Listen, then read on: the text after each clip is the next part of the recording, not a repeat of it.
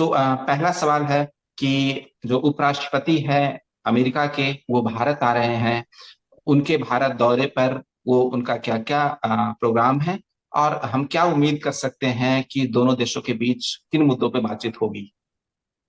जी। उपराष्ट्रपति JD Vance के दफ्तर से एक ऐलान आया कि वो आने वाले हफ्ते में इटली और भारत जाने जाने वाले हैं उनके परिवार के साथ।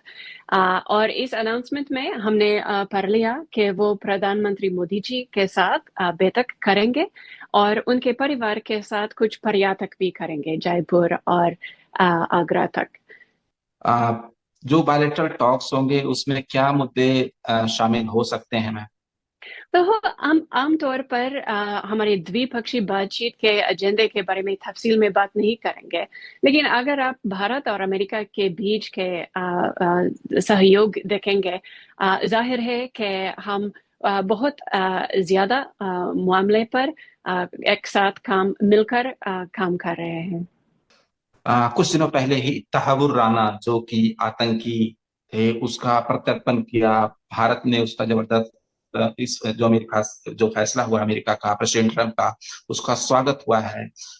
इसको आप दोनों देशों के बीच जो रिश्ते हैं उसमें कितना अहम मानते हैं इस प्रत्यर्पण को, और जो दोनों देशों के बीच में जो आतंकवादी जो गतिविधि है उसके खिलाफ में दोनों देशों का सहयोग किस तरीके से आगे बढ़ता हुआ हम देखते हैं। हाँ। वो खौफनाक आतंकवादी हमला जो सन 2008 में मुंबई में हुआ, वो बहुत खौफनाक था। और छह अमरीकियों समेत 166 लोगों की दुखद मौत हुई। और अमेरिका समझते हैं कि ये बहुत गौरव की बात है कि हम तहव्वुर हुसैन राणा भारत को पर्याप्त कर सकते थे, ताकि पर्यापित कर सकते थे ताकि वो न्याय की प्रक्रिया भारत में सामना कर सकेंगे। अमेरिका और भारत एक साथ मिलकर आतंकवादी के खिलाफ काम करते रहेंगे। आ, क्या आने वाले वक्त में हम और भी जो इस तरीके के प्रत्यर्पण हैं, या फिर भारत कई कई देशों के साथ भी कोशिशें कर रहा आतंक के खिलाफ में एकजुट होने का, अमेरिका का सहयोग मिल। आज मेरा कोई खास अपडेट या ऐलान नहीं है, लेकिन जैसे मैंने कहा, भारत के साथ अमेरिका के आतंकवादी के खिलाफ लड़ने की सहयोग जारी होते हैं। एक मुद्दा है टैरिफ का। दोनों देशों के बीच जो आर्थिक संबंध है बहुत प्रगाढ़ है। अमेरिका इतना बड़ा सहयोगी है व्यापार के मुद्दे में, लेकिन टैरिफ को लेकर के दोनों देश के बीच में बातचीत हो रही है। इस पे क्या है, क्या अपडेट आप दे सकती हैं कि टैरिफ के मुद्दे पे क्या किया जा सकता है दोनों देशों के बीच, क्योंकि थोड़ा सा विवाद आया है दोनों इस मुद्दे पर। तो जी, हाल में ही अप्रैल 9 को राष्ट्रपति ट्रंप ने ऐलान किया कि वो किसी देर तक रेसिप्रोकल टैरिफ्स की मुअत्तल उसकी पोस्टपोनमेंट करेंगे।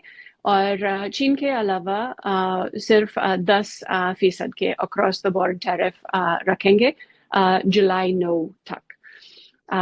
भारत के साथ अमेरिका की वार्ता जारी रहते हैं, और जब वार्ता हो रहा है मैं उसके बारे में कमेंट नहीं करूंगी, क्योंकि बेहतर हो कि दोनों पार्टीज उनकी अलग अलग दृष्टिकोण खुलेआम उनकी बातचीतों में बहुत फ्री से बात कर सकते हैं। वो खुलेआम में नहीं होते हैं ऐसी वार्ता। हाँ। लेकिन जैसे शिखर सम्मेलन में राष्ट्रपति ट्रंप ने कहा, वो समझते हैं कि भारत के साथ एक न्याय और बराबरी के आधार पर व्यापार बढ़ाने का मौका बहुत है। एक सवाल जो इलीगल इमिग्रेशन को लेकर के है। वहां पे बहुत सारे, अमेरिका में बहुत सारे लोग जो है वो रह रहे हैं जिनके पास लीगल डॉक्यूमेंट नहीं है, इलीगली वो लोग एंटर कर चुके हैं। उस पे क्या अपडेट है, क्या डिपोटेशन की जो प्रक्रिया है वो, उसके बारे में क्या कुछ आप बता सकती हैं? जी, अमेरिका समझते हैं कि कोई सरकार भी उनका एक बहुत आधार की जिम्मेदारी ये है कि वो अपने देश की सुरक्षा रखना है और उनकी सीमा मजबूत रखना चाहिए।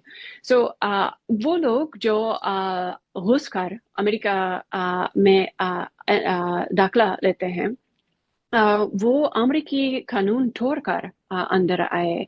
और हम दुनिया भर से टैलेंट आकर्षित करना चाहते हैं, लेकिन हम वैसे लोग आकर्षित नहीं करना चाहते हैं जो अमेरिकी कानून तोड़ने का इरादा है। तो अगर आपके नजरीनों या समय से कोई ना कोई है जिनके परिजन या मित्रों में कोई ना कोई जानते हैं जो ऐसे गैर कानूनी तौर पर अमेरिका में है, अभी मौका है कि उनको बताए कि वो खुद अपने वतन, अपने राष्ट्र वापस आए। क्योंकि ट्रम्प प्रशासन काफी सख्ती से हमारे इमिग्रेशन एंड नेशनैलिटी एक्ट और इलीगल एलियन रजिस्ट्रेशन एक्ट के कानून जो पहले से ही थे वो सख्ती से अमल कर रहे हैं। बेहतर हो कि लोग बराह रास्त CBP या डिपार्टमेंट ऑफ होमलैंड सिक्योरिटी से राब्ता करें। हमारा एक CBP ऐप जिसका नाम CBP होम, जिसके जरिए लोग उनका जाने का इरादा व्यक्त कर सकते हैं। और हमारी उम्मीद है कि वो लोग जो अमेरिकी कानून तोड़कर अमेरिका के अंदर आए, वो खुद अपने आप से अपने राष्ट्र वापस जाए। एक आखिरी सवाल मैम, बहुत सारे भारतीय जो छात्र हैं वो अमेरिका में पढ़ते हैं, जी उनके परिजन को थोड़ी चिंता होती है, उसके बारे में क्या किस तरीके के आप उनको भरोसा देना चाहेंगे? हाँ। सो मैं वो छात्र और विद्यार्थी को यही कहना चाहती हूँ कि जैसे हमारे सेक्रेटरी क्रिस्टी नोम ने कहा, वो डिपार्टमेंट ऑफ होमलैंड सिक्योरिटी के सेक्रेटरी हैं। उन्होंने कहा कि अगर आप कानून पर चले, अमेरिका में आपको अवसर मिलेंगे, लेकिन अगर कोई कानून तोड़े तो उनकी सजा का सामना करना पड़ेगा। शुक्रिया मैम, PTI से बात करने के लिए। धन्यवाद। धन्यवाद।